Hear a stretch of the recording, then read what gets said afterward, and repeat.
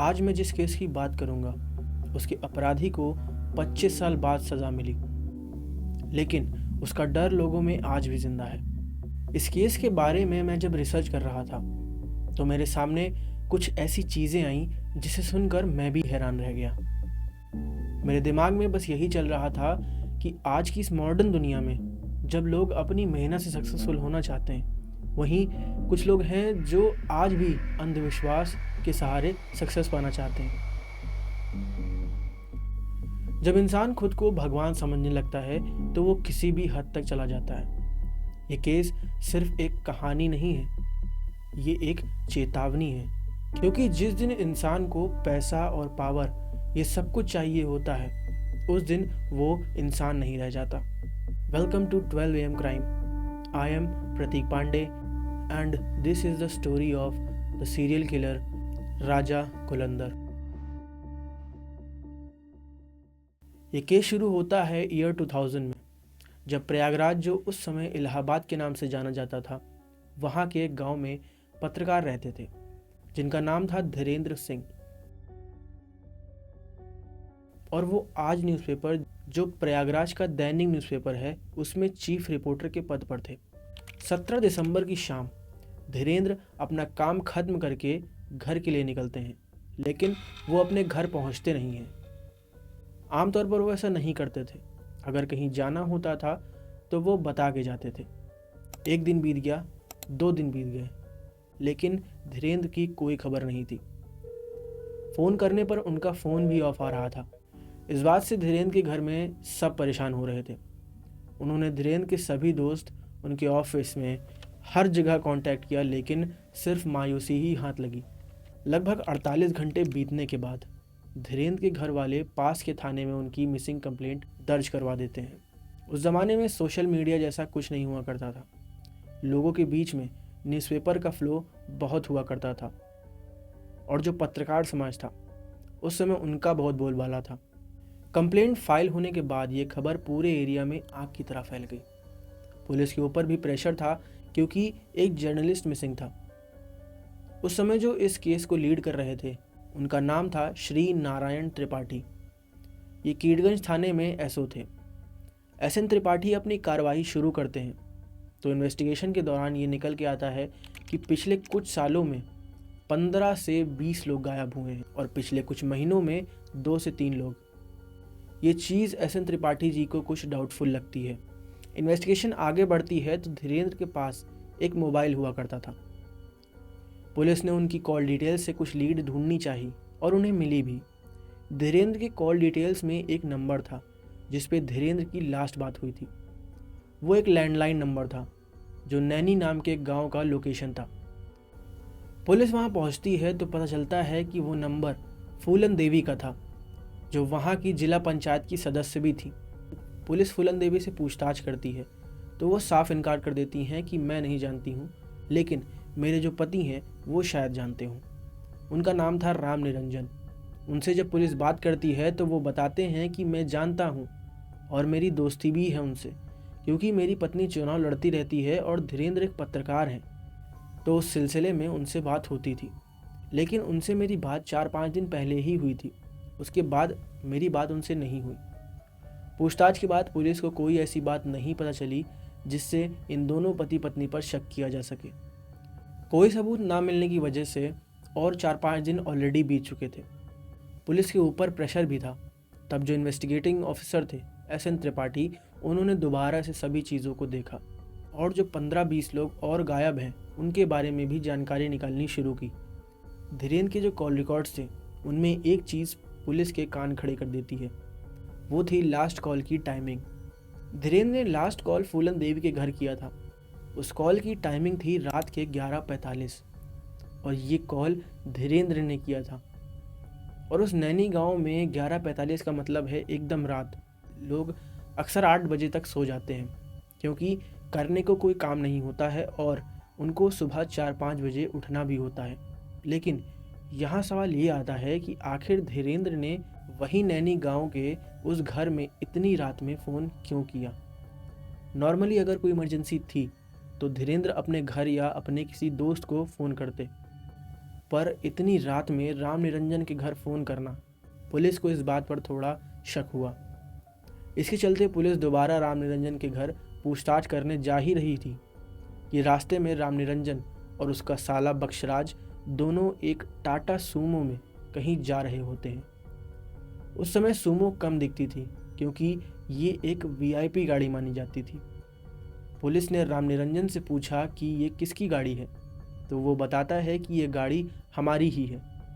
Police को उसकी बात पर यकीन नहीं हुआ क्योंकि राम निरंजन एक 4th क्लास की नौकरी करता था, तो उस कमाई से यह गाड़ी पॉसिबल नहीं थी।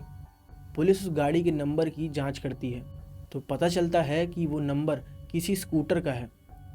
पुलिस को ये अंदाज़ा भी नहीं था कि इस छोटी सी लीड से कितने बड़े केस का खुलासा होने वाला था। इस झूठे बयान की वजह से पुलिस राम निरंजन और उसके साले बख्शराज को हिरासत में ले लेती है क्योंकि इस केस में और कोई किरदार ही नहीं था और सारी इन्वेस्टिगेशन राम निरंजन की ओर ही ले जा रही थी। इस बार पुलिस ने अपनी तरीके से पूछताछ की। पहले तो ये कि टाटा सुमो किसकी है और धीरेन्द्र की उस कॉल के बारे में। राम निरंजन पहले तो ये कहता है कि मैं कुछ नहीं जानता हूँ। पुलिस के ज़्यादा टॉर्चर करने पर वो धीरे धीरे सारी परतें खोलता है। पुलिस को पता चलता है कि ये केस सिर्फ एक टाटा सुमो का और धीरेन्द्र का नहीं है। इस केस में अभी बहुत कुछ आना बाकी था। राम निरंजन बताता है कि यह गाड़ी लखनऊ के मनोज सिंह की है। जब मैं लखनऊ से अपने गांव के लिए आ रहा था तब मैंने ये गाड़ी वहां से बुक करी थी, जिसमें मनोज सिंह जो गाड़ी का मालिक था और उसका ड्राइवर रवि श्रीवास्तव, ये दोनों थे। उनको मैंने मार दिया क्योंकि मुझे वो गाड़ी चाहिए थी।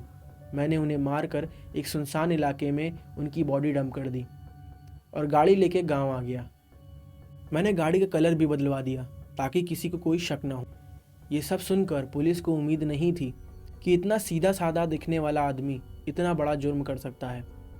लेकिन उसके बाद जब पुलिस ने राम निरंजन से धीरेन्द्र के बारे में पूछा, राम निरंजन ने धीरेन्द्र के मर्डर के बारे में कुछ नहीं बताया, लेकिन उसके साले बख्शराज ने एक एक करके सारी वारदातें बताईं। बख्शराज ने बताया कि धीरेन्द्र को हमारी इस टाटा सूमो की चोरी के बारे में पता चल चुका था और वो इस बात को अपने न्यूज़पेपर में छापने भी वाला था। तो राम निरंजन ने उसे अपने एक पिगरी फार्म में बुलाया और उसे एक देसी कट्टे से गोली मारकर हत्या कर दी।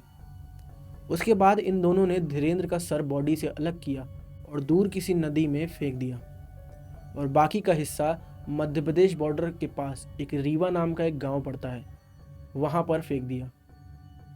इतनी बर्बरता से मर्डर करने के बाद इन दोनों के चेहरे पर कोई पछतावा नहीं था। पुलिस इनसे कट्टे के बारे में पूछती है जिससे धीरेन्द्र का मर्डर किया था। इन्होंने उस कट्टे को वहीं अपने पिगरी फार्म में ही छुपा के रखा हुआ था। पुलिस वो कट्टा ढूंढने उसके फार्म हाउस जाती है। तलाश के दौरान पुलिस को वहाँ एक रेड कलर की डायरी मिलती है जिस पे लिखा था राजा की डायरी। धीरेन्द्र सिंह की मौत के सिलसिले में पुलिस को एक डायरी मिली है, उसमें लिखा था राजा की डायरी। पुलिस वो डायरी खोलती है तो उन्हें कुछ ऐसा पता चलता है जिससे ये triple murder case serial killings में बदल जाता है। उस डायरी में पहले 2 नाम मनोज सिंह और रवि श्रीवास्तव का था। इसके अलावा उनमें 11 लोगों के नाम और थे, जिसमें धीरेन्द्र का नाम सबसे आखिरी में लिखा था और उन सभी नाम के ऊपर एक बड़ा सा क्रॉस का निशान बना हुआ था। इस डायरी के बारे में जब राम निरंजन से पूछताछ हुई तो पुलिस के सामने उसका असली चेहरा सामने आया, उसका वो चेहरा जिसने इन 14 किलिंग्स को अंजाम दिया था। राम निरंजन अपने मन में अपने आप को ही राजा मानता था कि उससे ऊपर और कोई नहीं है। ये दिखाता था कि उसको पावर पाने का कितना शौक था। अपने पास पावर महसूस करने के लिए उसने अपने घर में सभी लोगों का नाम पावर से रिलेटेड रखा हुआ था। उस समय फूलन देवी का डर हर इंसान में था, इसलिए उसने अपनी पत्नी का नाम गोमती देवी से फूलन देवी कर दिया। राजा कुलंदर के 3 बच्चे थे। उनका नाम उसने अदालत, जमानत और आंदोलन रखा था। वो मानता था कि जिस इंसान को वो पसंद नहीं करता है वो उसे अपनी अदालत में सज़ा देता है। बाकी हत्या उसने अपना दिमाग तेज करने के लिए की। उस डायरी में एक नाम था काली प्रसाद श्रीवास्तव। राजा कुलंदर ने पहले उसको मारा, उसका ब्रेन निकाला और उसका सूप बनाकर पीता था। उसका मानना था कि श्रीवास्तव जाति के लोगों का दिमाग बहुत तेज होता है, इसलिए उनके दिमाग का सूप पीकर राजा कुलंदर का दिमाग भी तेज होगा। इस तरह राजा कुलंदर ने 14 हत्याएं की।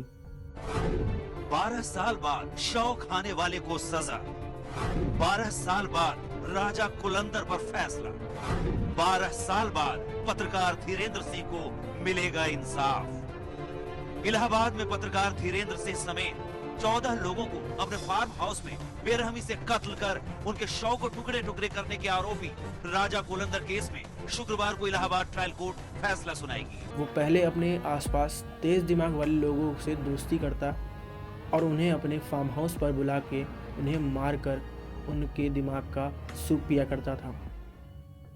लेकिन इन सारी हत्याओं का कोई सबूत नहीं मिला जिससे ये साबित हो सके कि जो कुछ भी राजा कुलंदर कह रहा है वो सब सच है।